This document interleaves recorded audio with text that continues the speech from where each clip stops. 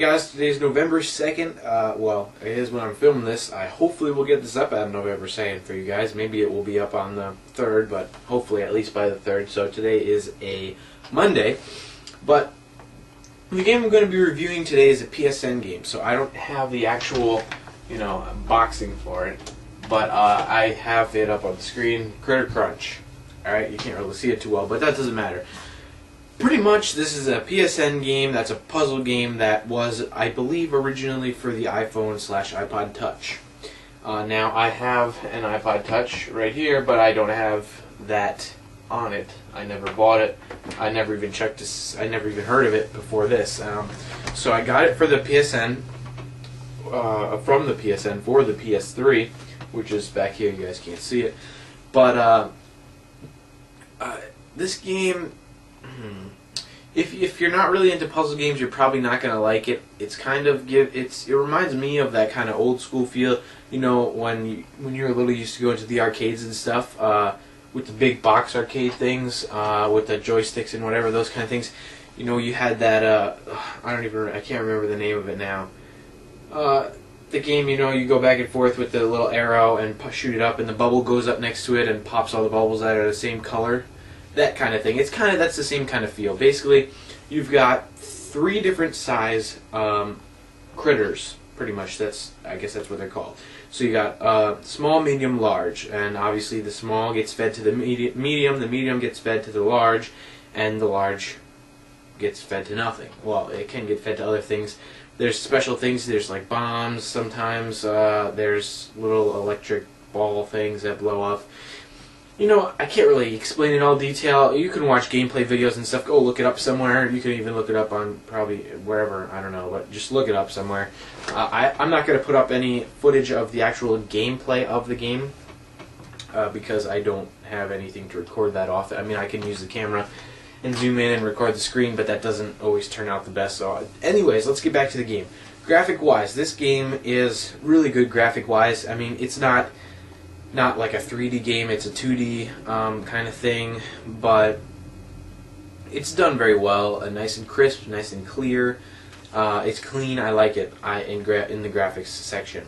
As far as the controls, they're really simple. How many buttons do you use? You use 2 buttons and 2 directional buttons. So I guess really 4 overall buttons, but yeah, pretty much that's it. So back and forth arrows, and I got the controller right here. Arrows back and forth, and X to grab a critter, and X again to move it or spit it out somewhere else after you've moved with the direction, and squares to use your special, whatever you get, your special item, pretty much. So this control is really simple, really easy. Anyone can really play this game. It's fun. It's got a few different modes. It's got survivor mode. It's got like I guess it's kind of career, whatever. I don't know what they exactly call it on here. I guess I can look it up really quick. Let's see. So single player modes, they've got adventure, puzzles, challenges, and survivor. So adventure mode is like the career mode. You go through, it's kind of like the Mario feel. You go dot to dot, back and forth around, and beat the levels in that. Then they got puzzles, which is basically, instead of the traditional, like, the way this game is played is kind of the rows come down and you got to pop them and make them go up and all that, get points. There's a set pattern, and you have to figure out how to get rid of all the critters using a certain limited amount of moves, that kind of thing. Challenges, same way, same kind of thing. Sometimes they're like that with limited moves. Other times it's you got to do a certain thing. You got to get 10. You got to blow up 10 of the medium critters and 12 of this certain large critter, that kind of thing. And survival mode, basically you just go on as long as you can survive, over and over and over, and just keep going. The good thing about this game, they also have multiplayer, which is really nice.